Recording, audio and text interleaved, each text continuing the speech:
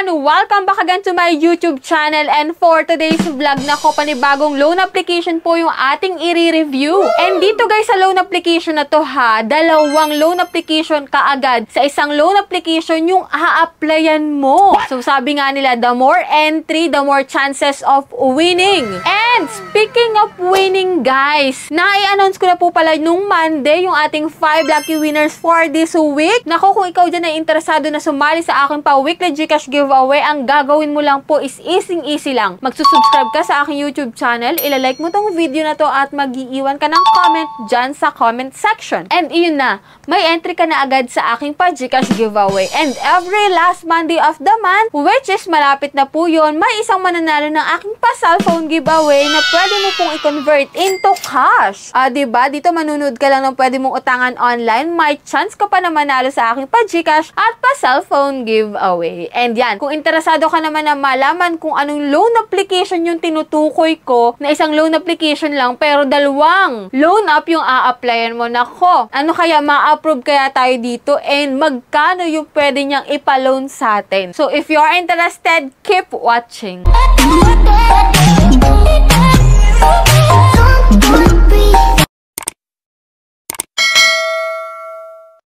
So disclaimer no, hindi po tayo agent or promoter nitong babanggitin natin loan application dito. So dito guys, nagbabahagi lamang po ako ng aking experience sa pag-apply ko sa kanya. Kasi mismo ako guys, tinry ko siya para maipakita ko sa inyo kung anong meron sa kanya. And dito guys ha, ang pwede niya daw ipa-loan sa mga first timers is 38,000 pesos. So bagong-bago to guys kasi meron pa lang siyang 353 ratings and 4.8 stars. Yan, kung makikita mo dito sa kanyang ads efficiency, the loan takes only 3 minutes and super fast. Wow. Ayan, easy kasi complete the loan in just 3 steps lang daw. And thoughtful, intimate guide you through certification. So convenient kasi the fastest payment time after approval is just 5 minutes. O diba? So tignan natin guys, ang pangalan po pala nito is si Mokapera Loan App Philippines. Naku, wag naman sana na maging katulad to ng mga loan application na nag-e-exist na before. Pero ito nga guys, Mokapera, hindi po to si Moka nako. Ayan, ipapakita ko na sa inyo guys yung aking screen recording ng pag-utang ko dito kay Mokapera. Ayan nga guys, no, ito yung makikita mo, professional platform, easy to operate, safe and reliable. Click natin yung enter. And dito guys, 60,000 yung maximum, no? Kasi dun sa kanyang ads, 38,000 lang. Tapos dito, naging 60,000 pesos. 180 days daw yung term nito and meron siyang 0.03% per day, which is minsan is taliwas din talaga sa kanyang ads yung mga ganitong information. Kaya mas maganda na silipin muna natin siya. And ito nga guys, no, kapag wala ka pang account, maglalagin ka using your active mobile number and ilagay mo yung code doon. And yan, after nun guys, may account na pala ako dito before, which is ito nga po yung kare-review natin na application na si Mabilis Pera at si Easy Borrow. Ito nga guys yung sinasabi ko sa inyo na isang loan application na bago, tapos dalawang application na yung a-applyan mo. And ito nga guys, no, may offer siya na 2,000 pesos kay Mabilis Pera at Easy Borrow na 3,000 pesos. And yan, para silang may loan term na 91 days at 0.05% daw per day. So click ko guys yung apply now. Ay dito nga guys, no, makikita mo pa lang dito na 7 days lang siya. So after 1 week, magbabayad ka na agad. So ito yung mga pipil upan dito. Meron na po pala akong account dito kasi nga na-review na natin siya before. And dito guys, kay Mabilis Pera sa 2,000 pesos, hindi mo pa siya buong makukuha. Which is nga,